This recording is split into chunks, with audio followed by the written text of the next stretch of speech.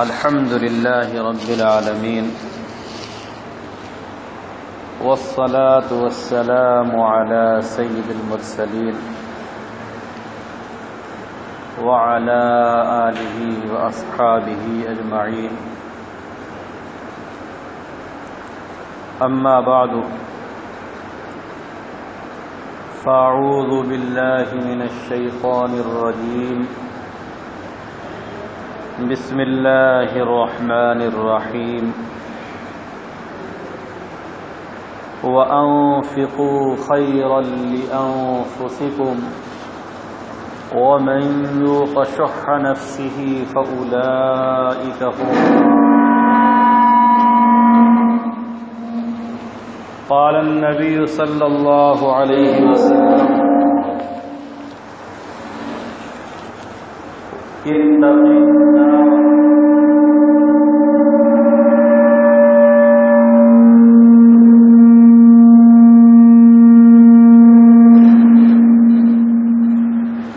اتق النار ولو بشقة تمرة فمن لم يجد شقة تمرة فبكلمة طيبة أو كما قال عليه الصلاة والسلام. رب اشرح لي صدري ويسر لي أمري واحلل عقدة من لساني يفقهوا قولي.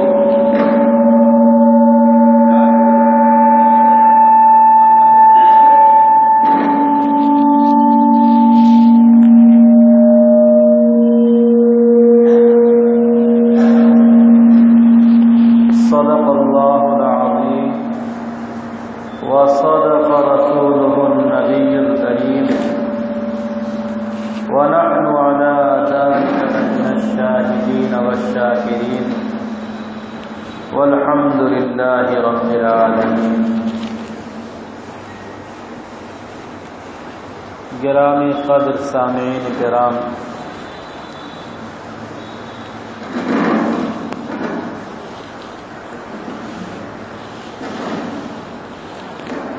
اللہ کا دین ہمارے اور آپ کے پاس تک پڑھنے اور پڑھانے سے پہنچا ہے.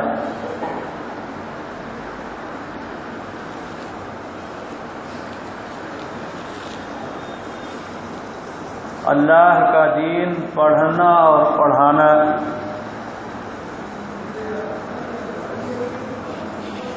اس کے بارے میں رسول اللہ صلی اللہ علیہ وسلم نے ارشاد فرمایا کہ یہ پڑھنے اور پڑھانے والے لوگ سب سے بہتر اور سب سے اچھے ہیں.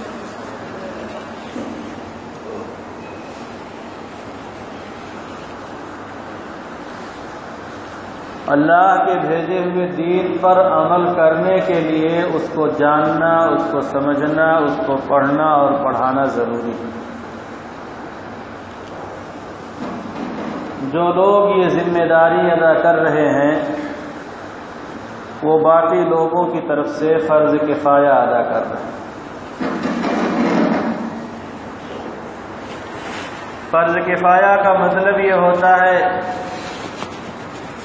کہ اگر کچھ لوگ وہ کام کریں تو باقی لوگ گناہ سے بری ہو جاتے ہیں، اور کوئی بھی وہ کام انجام نہ دے تو سب کے سب لوگ گنہگار ہیں.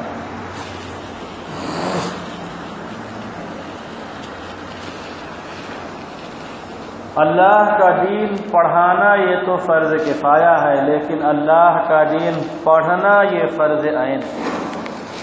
اور فرض عین کا مطلب یہ ہوتا ہے کہ ہر آدمی کے لیے ضروری ہے.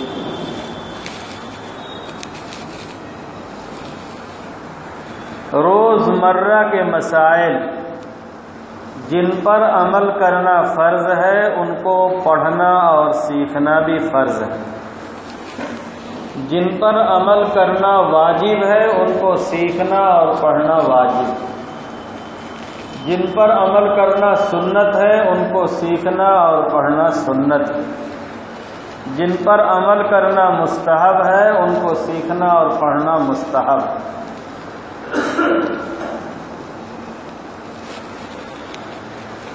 جس طرح سے دنیاوی ضروریات کے لیے، دنیاوی زندگی کے لیے، گزر بسر کے لیے، صبح و شام کے لیے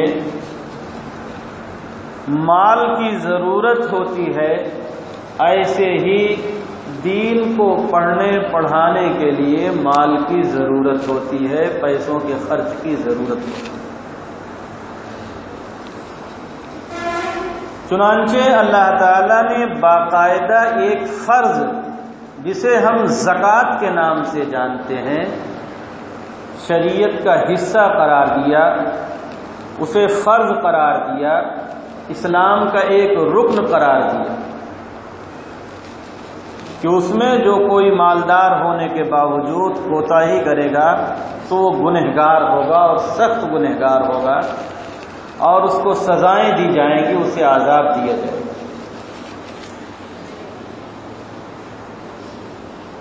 قرآن مجید اور احادیث مبارکہ میں مال اللہ کی راہ میں خرچ کرنے کے لیے، اللہ کی راہ میں یعنی دینی کاموں پر اور محتاجوں اور غریبوں پر خرچ کرنے کے لیے بہت فضائل بتائے ہیں، بہت فضائل بتائے ہیں، لیکن نہ جاننے کی وجہ سے آدمی بہت پیچھے رہتا ہے۔ آج مجھے 3 باتیں بتانی،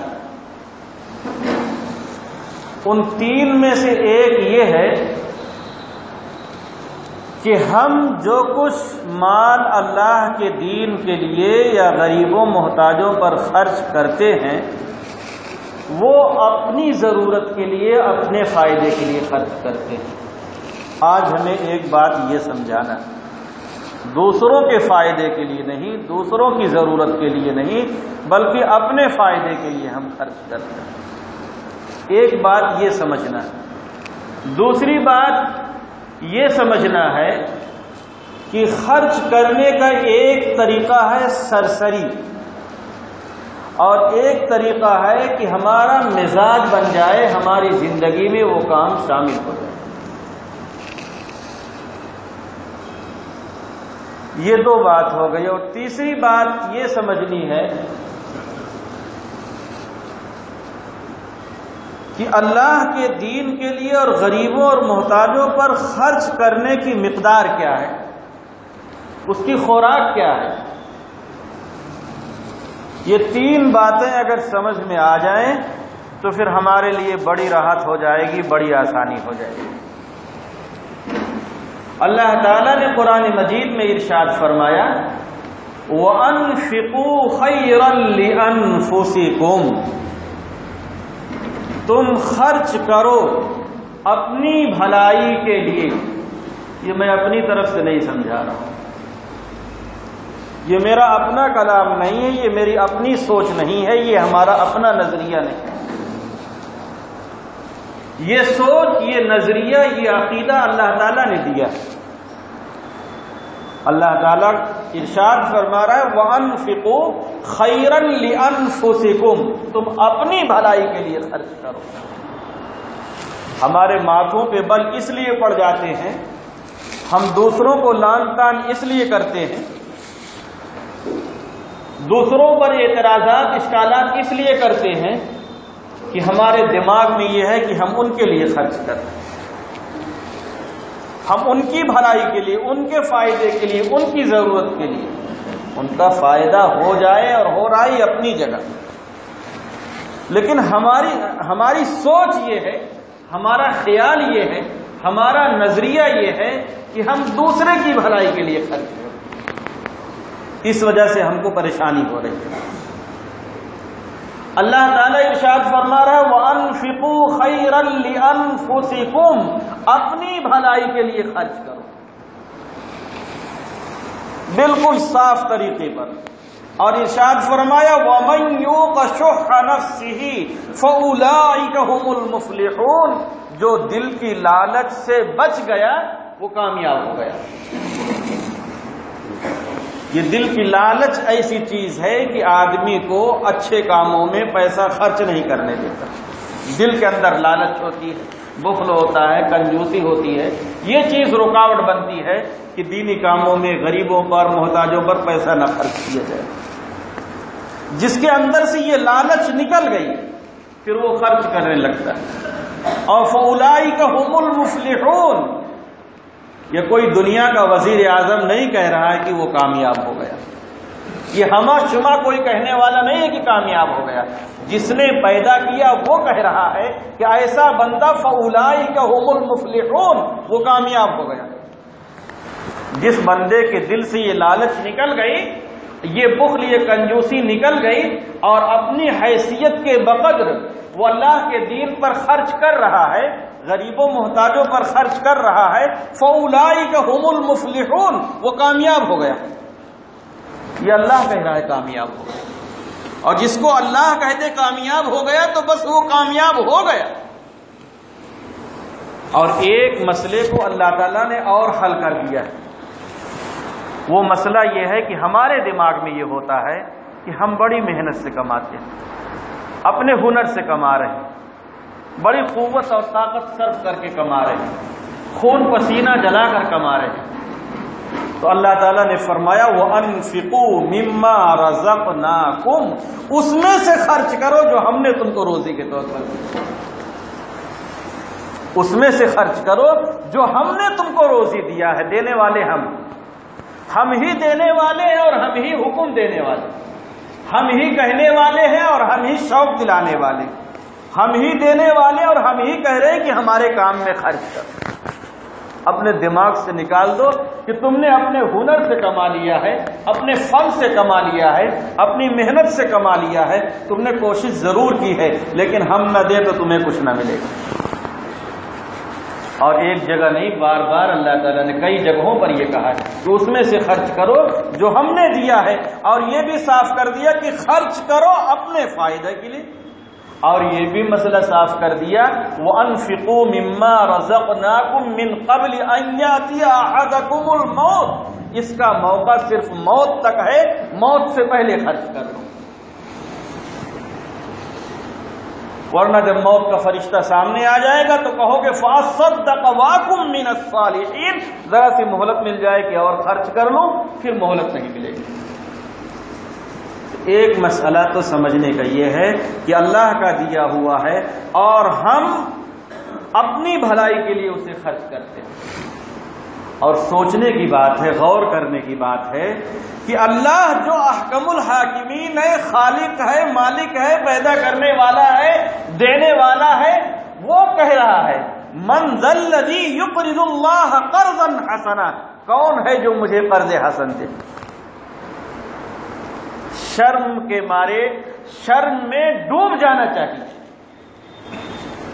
اگر کوئی ایسا مانند آدمی ابھی علاقے میں آ جائے، اس کی طرف سے صدا لگ جائے کہ بھائی لاؤ اللہ کے دین کے لیے، تو ہر آدمی دوڑ پڑے گا کہ بھائی فلاں صاحب کہہ رہے، فلاں صاحب کہہ رہے. اور اللہ کہہ رہا، اللہ تو سب سے بڑا ہے، اس کے برابر کوئی نہیں ہو سکتا، اس کے پاؤں کی دھول کوئی نہیں ہو سکتا، اس کے ذرہ برابر اس سے تو کسی کی کوئی مناسبت ہے ہی نہیں کہ اس سے کوئی برابری کی بات ہے. وہ کتنا بڑا ہے، کتنا عظیم ہے، کوئی تھا نہیں ہے، کوئی حساب نہیں ہے. وہ کہہ رہا ہے کہ من ذا الذی یقرض اللہ قرضا حسنا. کون ہے جو مجھے قرض حسن دے؟ محتاجوں کو کھلانا، غریبوں کو کھلانا، دینی کاموں پہ خرچ کرنا، یہ اللہ کو دینا ہے.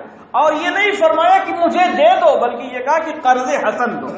اس لیے کہ قرض دینے میں آدمی کو اطمینان رہتا ہے کہ یہ پیسہ لوٹ کے ملنے والا ہے. قرض کا مطلب یہی ہوتا ہے کہ آج دے دو، کل لے لینا، یا 2-4-10 دن بعد، مہینہ بعد لے لینا. فَيُضَاعِفَهُ أَضْعَافًا كَثِيرًا. اللہ کہہ رہا ہے کہ مجھے دو اور قرضہ دو، میں کئی گنا بڑھا کے دوں گا، میں کئی گنا بڑھا کے دوں گا، دنیا میں بھی اور آخرت میں بھی. تو ایک مسئلہ تو یہ ہے سمجھنے. دوسرا مسئلہ یہ ہے کہ ایک ہے سرسری دینا جو ہم لوگ کرتے چلے آ رہے ہیں. کوئی آ گیا 10 روپیہ 20 50 100 اس کو دے دیا، نہیں آیا تو نہیں دیا. ہم جس طرح سے زندگی کے لیے کھانا ضروری سمجھتے ہیں، جینے کے لیے پانی ضروری سمجھتے ہیں، رہنے کے لیے مکان ضروری سمجھتے ہیں، ایسے ہی ہمیں یہ بھی سمجھنا چاہیے کہ ہماری زندگی کا ایک کام یہ بھی ہے کہ ہم اللہ کے دین کے لیے، محتاجوں کے لیے، غریبوں کے لیے باقاعدہ پیسہ نکال کے رکھیں، اپنا مزاج بنائیں، اپنی عادت بنائیں، لفافہ بنائیں، ڈبہ بنائیں کہ اس میں نکال کے رکھیں گے اور انتظار کریں گے یا تلاش کریں گے کہ فلاں کو دینا ہے۔ دونوں میں بڑا فرق ہے۔ ہمارا مزاج نہیں ہے، ہم نکالتے نہیں، کوئی آ جاتا ہے تو ماتھے پہ بل پڑ جاتا ہے، اور ہماری عادت ہے نکال کے رکھا ہوا ہے، ہم انتظار کر رہے ہیں، اب کوئی آئے گا خوش ہو جائے گا، اب کوئی آئے گا خوش ہو جائے گا۔ ایک ہے دل کی رضامندی کے ساتھ خرچ کرنا، ایک ہے کوئی آ گیا لاج و لحاظ میں خرچ کر گیا، ایک ہے یہ سمجھ کر کہ اللہ کا حکم ہے، رسول کا حکم ہے، ہمیں یہ کام کرنا چاہیے اور وہ کر کے نکال کے رکھ رہے ہیں، اور ایک ہے کہ کوئی آ گیا تو شرما حضوری ہم نے خرچ کر لیا۔ دونوں میں آسمان و زمین کا فرق ہے، دونوں کے وزن میں فرق ہے، دونوں کے ثواب میں فرق ہے، دونوں کی قبولیت میں فرق ہے، بڑا فرق ہے۔ ایک آدمی پہلے سے تیار بیٹھا ہے اور ایک آدمی آنے کے بعد بہت کچھ سوچ سمجھ کے کچھ کر لیا۔ تو ہماری زندگی کے اندر یہ چیز شامل ہونی چاہیے، ہمارا یہ مزاج بننا چاہیے کہ ہم جو کچھ کما رہے ہیں، قرآن مجید میں ہے متقی لوگوں کی پہچان، جو سب سے اعلیٰ قسم کے جنتی ہوں گے، سب سے زیادہ مقرب بندے ہوں گے، ان کے بارے میں قرآن مجید نے بتایا ہے ينفقون فی السراء والضراء، وہ تنگی میں ہوتے ہیں تو بھی خرچ کرتے ہیں، گرچہ کم خرچ کریں، اور اگر وہ مالدار ہوتے ہیں تو بھی خرچ کرتے ہیں، اتراتے نہیں۔ للسائل والمحروم، ان کا حال یہ ہوتا ہے کہ مانگنے والوں کے لیے بھی نکال کے رکھتے ہیں اور جو نہیں مانگتا ہے اس کے لیے بھی نکال کے رکھتے ہیں، اور ایسے ان کا حصہ مقرر رکھتے ہیں کہ جیسے یہ لوگ ان کے گھر کے افراد ہوں، ان کے بال بچے ہوں، ایسے ان کے لیے باقاعدہ نکال کے رکھتے ہیں۔ للسائل والمحروم انما نطعمکم لوجہ اللہ لا نرید منکم جزاء ولا شکورا، اور وہ یہ کہتے ہیں کہ ہم جو کھلاتے ہیں ضرورت مندوں کو، محتاجوں کو، اس کے لیے ہم کوئی شکر گزاری نہیں چاہتے کہ ہمارا شکریہ ادا کرے، بلکہ ہم تو صرف اس لیے خرچ کرتے ہیں کہ اللہ ہم سے راضی ہو جائے، اللہ ہم سے خوش ہو جائے۔ قرآن مجید کے 29ویں پارہ میں یہ۔ تو دوسری بات میں آپ کو یہ سمجھا رہا ہوں کہ ہماری زندگی کا یہ حصہ بن جائے، ہمارا یہ مزاج بن جائے، ہماری زندگی کا یہ حصہ بن جائے اور ہماری زندگی کا یہ مزاج بن جائے، پھر دیکھیے اس کا فائدہ ملے گا۔ آج کل شکوہ ہے کہ بھائی صدقہ کرتے ہیں فائدہ نہیں ہوتا، وہ شکوہ اسی وجہ سے ہے کہ وہ پورا سبق ہمارے ذہن میں نہیں ہے، اور جیسے اس پر عمل ہونا چاہیے ویسے اس پر عمل نہیں، اس کی وجہ سے شکوہ۔ اب جب ہم معمول بنانا چاہتے ہیں اپنی زندگی کا، اپنے مال میں باضابطہ وہ حصہ مقرر کرنا چاہتے ہیں، تو ہم کیسے کریں؟ شریعت کا کیا نظام؟ شریعت نے یہ تو بتایا ہے کہ زکوٰۃ 2.5%، لیکن یہ نہیں بتایا کہ صدقہ کتنا دینا۔ ہاں کچھ علامتیں، کچھ نشانیاں اس کی بتا دی، لیکن اسے فرض اور واجب نہیں کیے، اسے مستحب رکھا، جو جتنا کرے گا وہ اتنا فائدہ پائے گا۔ اللہ کے رسول صلی اللہ علیہ وسلم نے ارشاد فرمایا، اتق النار ولو بشقۃ تمرۃ، جہنم کی آگ سے بچو چاہے کھجور کی ایک پھاک کھجور کا ایک ہی ٹکڑا دے کر۔ مسلم شریف کی حدیث ہے، نہایت مضبوط روایت ہے، اللہ کے رسول صلی اللہ علیہ وسلم نے ارشاد فرمایا کہ چاہے کھجور کا ایک ٹکڑا ہو اسے دو، لیکن اسے دے کر جہنم کی آگ سے بچو۔ فمن لم یجد شقۃ تمرۃ، وہ بھی نصیب نہیں ہے، تب کیا کرے؟ اتنا آدمی غریب ہے، اتنا غریب ہے، اتنا غریب ہے کہ وہ بھی نہیں کر سکتا، تب کیا کرے؟ فبکلمۃ طیبۃ، فمن لم یجد شقۃ تمرۃ فبکلمۃ طیبۃ، تو اچھے انداز پر وہ گفتگو کر لے، پیار سے اور شفقت سے اور محبت سے بات کر دے کہ سامنے والے کا دل خوش ہو جائے، اس کی حوصلہ افزائی کر دے، اس کے لیے دعا کر دے، ایسے کلمات کہہ دے کہ جس سے سامنے والے کا دل بڑھ جائے اور اس کا دل خوش ہو جائے، اس کی مایوسی دور ہو جائے۔ فَبِكَلِمَةٍ طَيِّبَةٍ، اللہ کے رسول صلی اللہ علیہ وسلم نے جب فضائل بیان فرمائے کہ اللہ کے دین پر اور غریبوں اور محتاجوں پر خرچ کرو، تو ایک صحابی رسول جو ہاتھ سے معذور تھے وہ چلے گئے مزدوری کرنے کے لیے، اور انہوں نے کنویں سے پانی کھینچا، دانت سے رسی پکڑتے کھینچتے، پیر سے دباتے، اس طرح انہوں نے مزدوری کی، اور ایک ٹوکرا کھجور کا مزدوری میں ملا، اسے لا کر رسول اللہ صلی اللہ علیہ وسلم کی خدمت میں پیش کیا۔ آپ صلی اللہ علیہ وسلم نے ارشاد فرمایا کہ یہ ایسا صدقہ ہے، ایسا صدقہ ہے کہ اگر اسے پورے مدینہ والوں پر تقسیم کر دیا جائے تو اس کے عوض میں سب کی مغفرت ہو جائے گی۔ ان کی سمجھ میں آیا تھا کہ یہ ایک ضرورت کا کام ہے، اس لیے انہوں نے اس طرح سے محنت کی، اس طرح سے قربانی کی۔ تو ہم کیسے حساب مقرر کریں؟ ہمارے پاس اور کسی چیز کا حساب تو ہے نہیں۔ دیکھیے ایک بات مجھے سمجھانا ہے، کافی دنوں کے بعد، ہو سکتا ہے 2-4 منٹ گھڑی آگے بڑھ جائے۔ ہمارے پاس اور کسی چیز کا حساب تو مقرر ہے نہیں۔ ہمارے پاس جتنی آمدنی ہو رہی ہے، بہترین مکان تیار ہو جائے۔ یہ میں تانا دینے کے لیے نہیں کہہ رہا ہوں، ایک بات سمجھانے کے لیے کہہ رہا ہوں۔ میرے سمجھانے کی یہ مطلب نہیں میں کسی کو برا بھلا کہہ رہا ہوں۔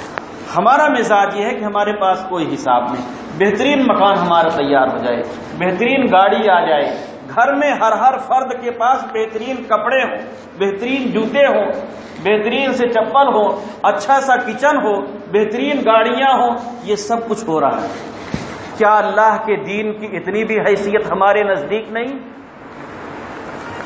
کیا اللہ کے دین کی حیثیت ہمارے بچوں کے برابر بھی نہیں ہے؟